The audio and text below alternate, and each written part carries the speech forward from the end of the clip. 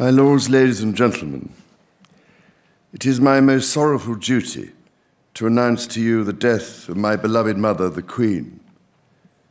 I know how deeply you, the entire nation, and I think I may say the whole world, sympathize with me in the irreparable loss we've all suffered. It is the greatest consolation to me to know of the sympathy expressed by so many to my sister and brothers, and that such overwhelming affection and support should be extended to our whole family in our loss. To all of us as a family, as to this kingdom and the wider family of nations of which it is a part, my mother gave an example of lifelong love and of selfless service. My mother's reign was unequaled in its duration, its dedication, and its devotion. Even as we grieve, we give thanks for this most faithful life. I am deeply aware of this great inheritance and of the duties and heavy responsibilities of sovereignty, which have now passed to me. In taking up these responsibilities, I shall strive to follow the inspiring example I have been set in upholding constitutional government and to seek the peace, harmony, and prosperity of the peoples of these islands and of the Commonwealth realms and territories throughout the world. In this purpose, I know that I shall be upheld by the affection and loyalty of the peoples whose sovereign I have been called upon to be, and that in the discharge of these duties, I will be guided by the counsel of their elected parliaments. In all this, I am profoundly encouraged by the constant support of my beloved wife.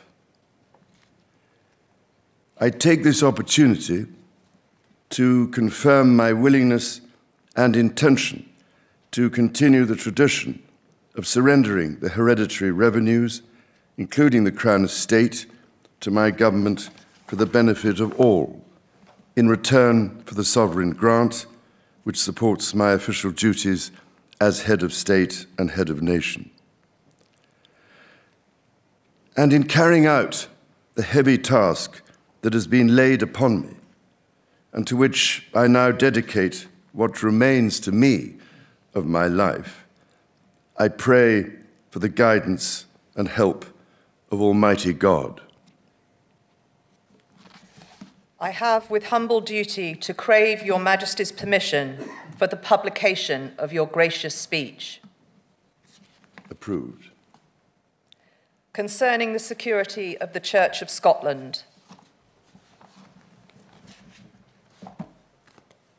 I understand that the law requires that I should, at my accession to the Crown, take and subscribe the oath relating to the security of the Church of Scotland.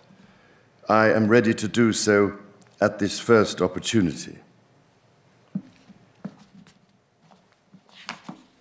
I, Charles III, by the grace of God, of the United Kingdom of Great Britain and Northern Ireland, and of my other realms and territories, King, Defender of the Faith, do faithfully promise and swear that I shall inviolably maintain and preserve the settlement of the true Protestant religion as established by the laws made in Scotland in prosecution of the claim of right, and particularly by an act intituled An Act for Securing the Protestant Religion and Presbyterian Church Government, and by the acts passed in the Parliament of both kingdoms for union of the two kingdoms, together with the government, worship, discipline, rights, and privileges of the Church of Scotland.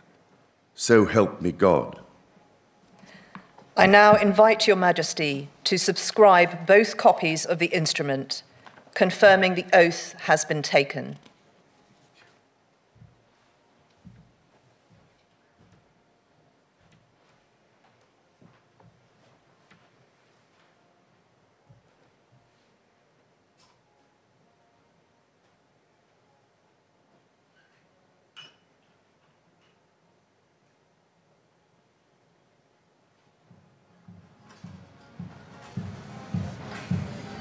And there is a king signing, gentlemen, the proclamation that makes him king now, as we listen to the royal band behind us, as a matter of fact. Yeah, the band's heading up towards St James's, which is very close to us, I believe, for the formal proclamation to the public that will be made by the Garter King of Arms, accompanied by the Earl Marshal. That's a very deep ceremonial moment.